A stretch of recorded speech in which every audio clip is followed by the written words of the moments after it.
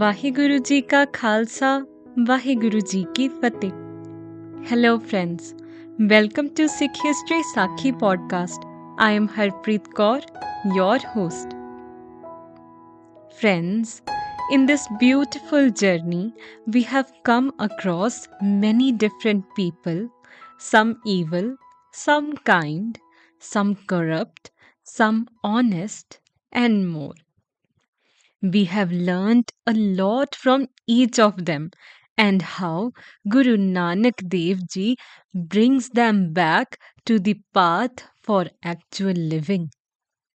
In all of these udasis, sadhus, faqirs, and more have put forward various questions to which Guruji answered in such an astonishing manner that it shook their core and even ours as well. In today's episode, something similar is going to happen. So let's dive in. In the last episode, we discussed that Pir Dastgir had sent his people to kill Guruji with stones. However, who can kill the Almighty Himself? All the people stopped and sat around Guru Nanak Dev Ji. Thus, Pir himself, along with his son, came to meet and question Guru Nanak Dev Ji.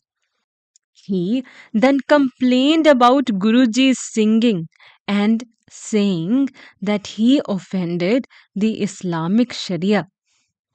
Now, Guruji explained to him that the goal of music is to elevate the mind and divert it away from materialistic pleasures. The journey from the worldly to the spiritual realm is driven by the steps of music. A ship called music may transport you from the narrow river of passion to the ocean of bliss. Guru Nanak Dev Ji's words left a permanent mark on the Pir. But still, he cautioned Guruji about the second offense against Islam done by him. It's unbelievable, the Pir said, that a deeply religious man such as you would reject the final prophet.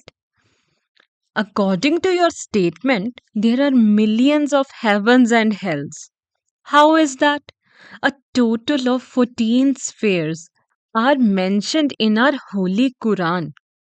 I fail to understand how you can claim that there are millions. Have you read, observed, or just made a rational guess? Guru Nanak Dev Ji smiled and said, I only said the truth when I said that.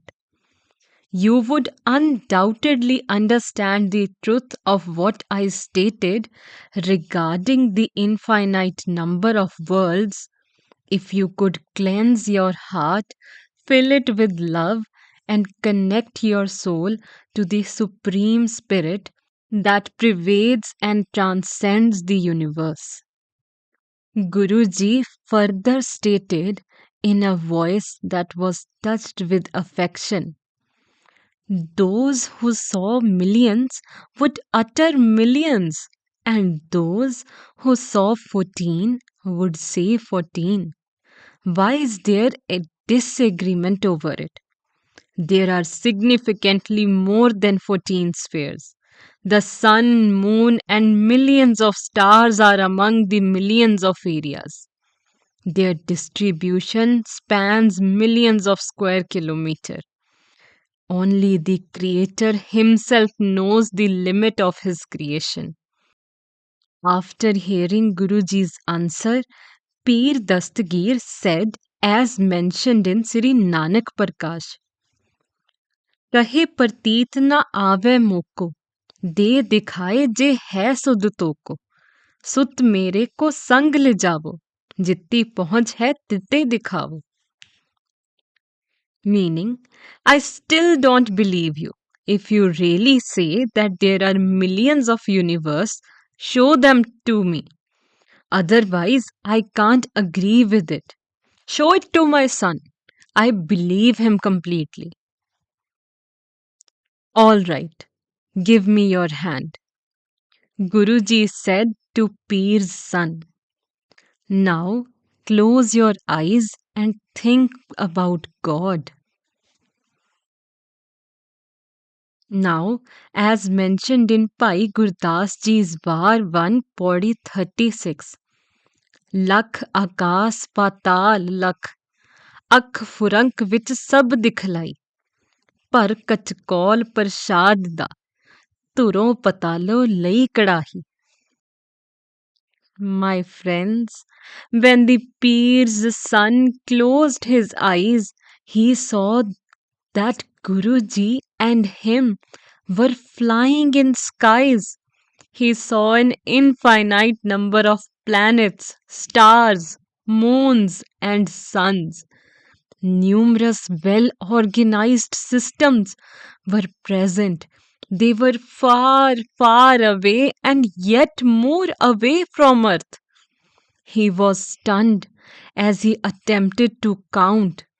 His eyes were exhausted from counting and seeing. His notion of what was high or low disappeared. He noticed how little this world was. When he arrived to the planets, he saw that some of them were large and others were little, much like the earth. He observed many earth like planets. He observed some planets as barren as the sun and some as bright as the sun. Isn't it amazing that almost 500 years ago, Guru Nanak Dev Ji told about the existence of millions of universe when scientists are still discovering it even today. And Guru Granth Sahib Ji has also mentioned about it on Ang 5 in Japji Sahib as अंत न जापे कीता आकार, अंत न जापे पारावार. Meaning, the limits of the created universe cannot be perceived. Now, moving back to the episode. The Peer's son saw that at one place a heavenly crowd had gathered and were singing wonderful melodies. The son of the saint then said to Guruji, "Let's go back. We have been traveling for much too long and I am exhausted." Then it appeared to him that he was going back to earth. Now, when he opened his eyes, he was sitting there along with his father. The Peer asked him, as mentioned in Sri Nanak Prakash, "लख पताल नब देखे जाई, कै फकीर ने झूठ हलाए, हट के तुरंत तुम चल आए." Meaning, did you see everything as told by this fakir, or is he lying to us? You came back in a few minutes. The Peer's son was shocked to hear this and said, "A few minutes, you say? For me, many years have passed, and this fakir is Almighty Himself. You should ask for forgiveness from Him. He showed me millions of universes. The stars visible from here are as huge as the sun. There are infinite earths. The heavens and hells are too many to count from this planet. Large, immeasurable planets exist in this universe, and they travel at a systematic distance. It seems like it goes on and on to me.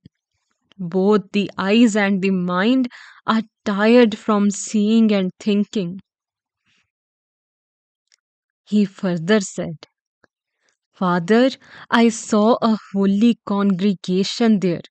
They paid a lot of respect to Guru Nanak Dev Ji, and also I brought this sacred sweet from them. When the Peer saw a bowl in his son's hand full of kada prasad appear out of nowhere, he was astonished.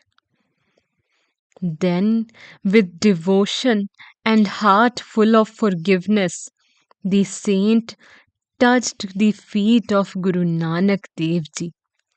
Further, he asked his followers to stop thinking of him as only a fakir and said Guruji was Lord's image himself and asked his followers to beg for forgiveness from him. After that, everyone knelt down before Guru Nanak Dev Ji. A shrine known as Baba Nanak Shrine was built there by one of the followers. During World War I, Sikh soldiers in Baghdad rediscovered this Gurdwara.